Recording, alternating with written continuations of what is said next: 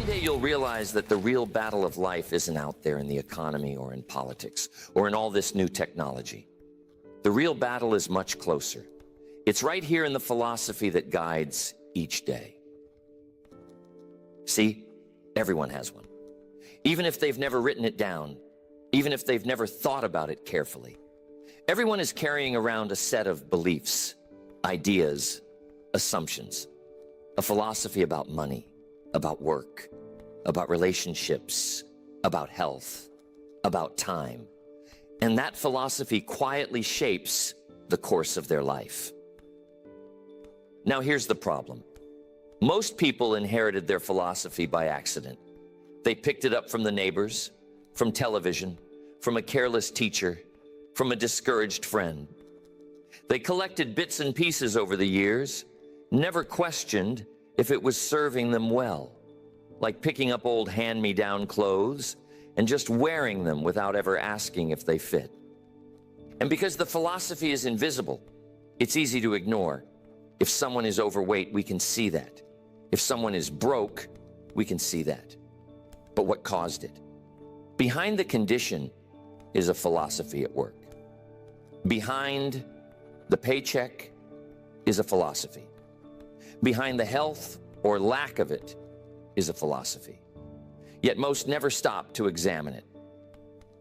So what happens? They drift.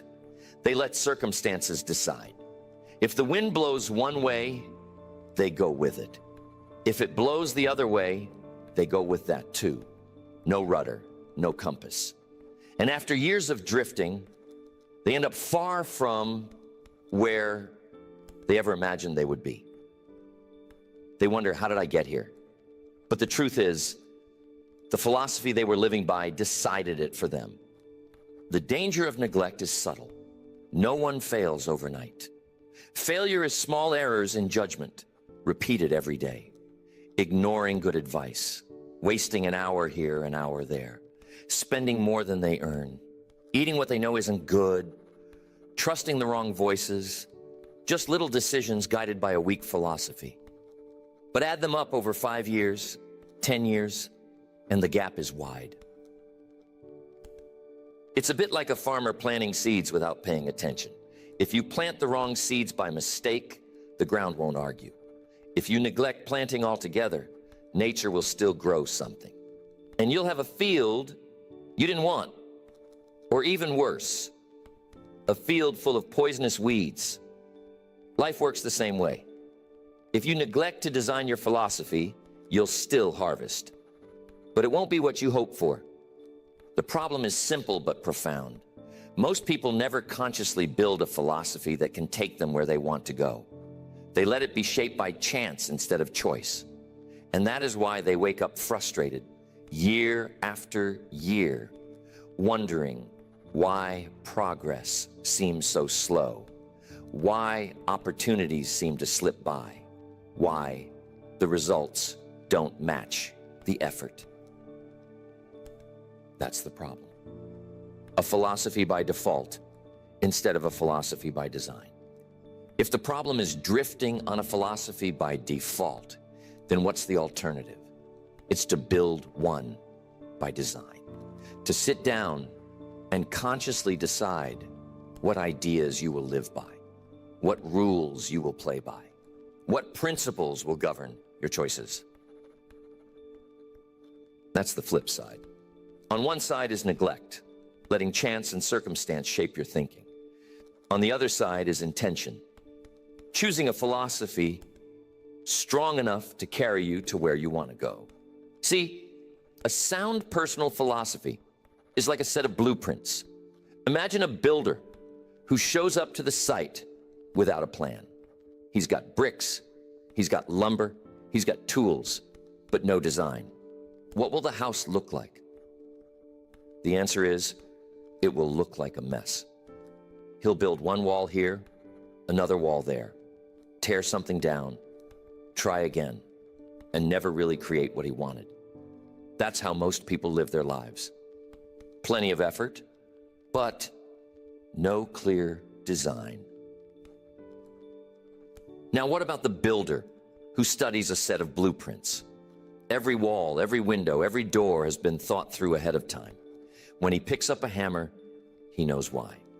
The effort is the same, but the results are completely different. That's what happens when you build a personal philosophy by choice. The actions are deliberate, the habits are intentional, and the long-term results are predictable. A strong philosophy says, work harder on yourself than you do on your job. It says, don't wish it were easier, wish you were better. It says, success isn't something you chase, it's something you attract by the person you become. That kind of philosophy changes everything. Instead of drifting with the wind, you set the sail. The wind is the same for all of us. The economy is the same. Taxes are the same. Opportunities rise and fall. But the difference is, some people adjust their sails and some just drift. The ones who adjust, those are the ones who took time to build a philosophy that says, no matter what the wind does, I'll find a way to get where I'm going. It's a choice. You can choose to design your philosophy around principles that work. You can choose ideas that have stood the test of time. You can choose discipline over neglect, responsibility over excuses, growth over stagnation. And when you do, you'll see life respond differently. Not right away, but inevitably. The alternative is clear. A philosophy by default produces frustration, regret, and wasted potential. A philosophy by design produces clarity, progress, and eventual success. One road leads to disappointment, the other leads to fulfillment. The difference is not in how smart you are, or where you were born, or who your parents were. The difference is in the set of ideas you decide to live by. That is the alternative. Drift or design, default or choice, neglect or discipline. And every day, whether you know it or not, you are moving down one of those roads. Throughout my years of speaking on the subject of personal development and philosophy, I've seen so many examples that prove over and over again that your results rely heavily on how you build your personal philosophy. I once knew a man who worked hard every day. He punched the clock faithfully, never late, never missing a shift. But his philosophy was this: if I just keep showing up, things will somehow get better. That's all he believed. He didn't study after work, didn't learn new skills, didn't save much. He thought loyalty and time alone would guarantee advancement. 20 years later, he was still in the same position, earning the same pay, frustrated and bitter. His philosophy was effort is enough, but life doesn't pay for effort. It pays for results. His philosophy betrayed him. Now, around that same time, I met a young woman who decided early that she would not just work at her job, she would work on herself. She read a book every month. She asked questions, sought mentors, took notes. She saved 10% of every paycheck, no matter how small. Her philosophy was, if I grow, my income will grow with me. If I discipline myself, my future will reward me. 10 years later, she had advanced 3 times in her company, started her own small side business, and had more options than she ever dreamed. Her philosophy worked for her instead of against her. I'm telling you, there was a man who once told me, money is the root of all evil. That was his philosophy. So what did he do? He pushed money away. He never saved, never invested, never learned. And of course, he stayed broke. Now, what would happen if he realized that money could be a tool?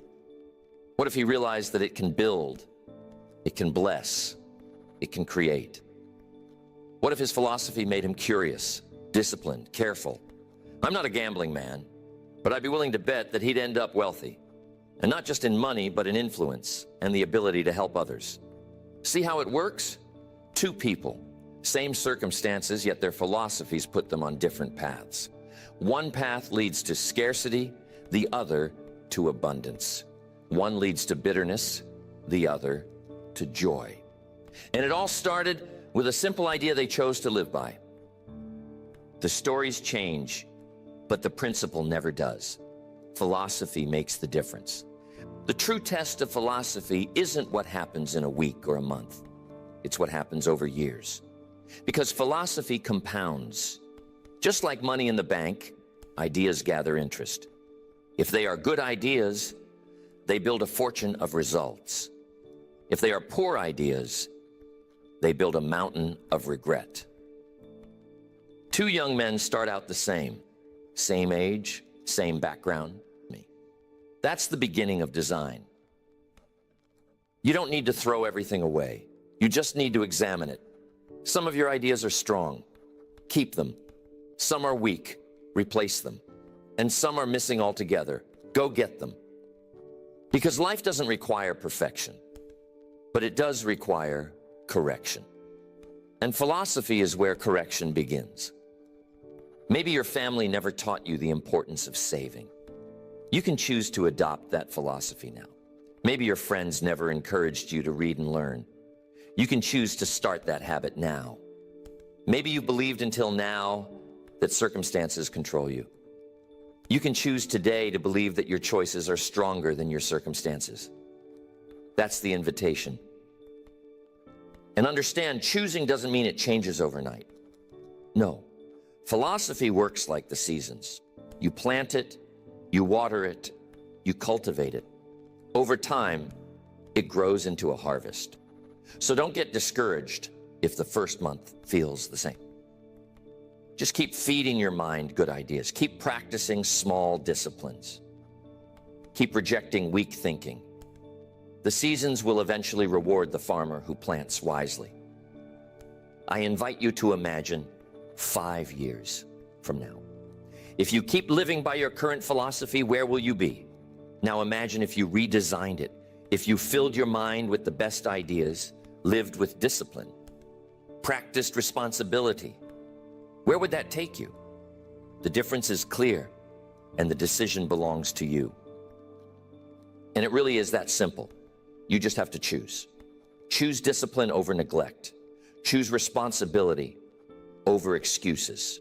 Choose growth over stagnation. Choose a philosophy that will serve you for the rest of your life. Because if you do, the years ahead can be rich with reward. And if you don't, the years ahead will be heavy with regret. The choice is always yours.